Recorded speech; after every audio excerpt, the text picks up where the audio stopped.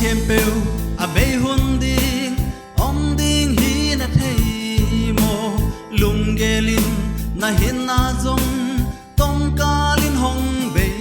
ding sim lei hin na palun zong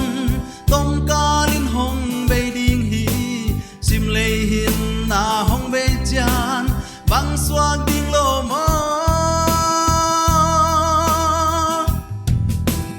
aton tung si namun na pai ding na gel ngei mo namo na atam hangin tau jesu hong mai sak ding lung hei in kisikin sangam mo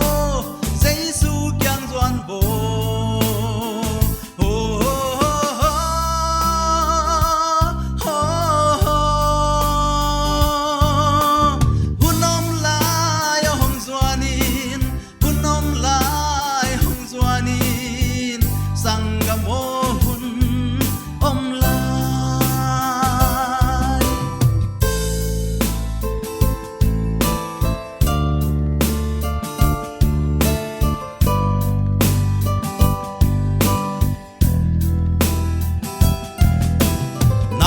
peu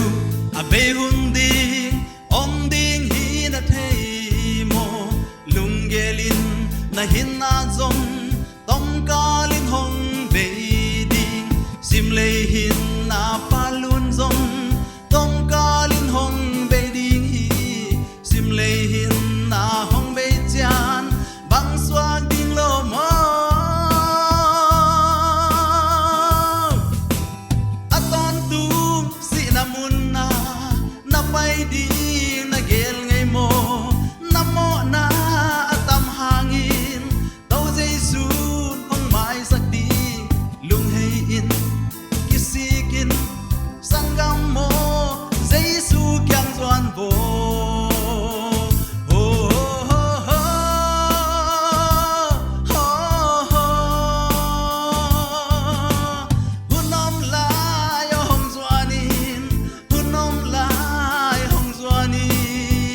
sangamo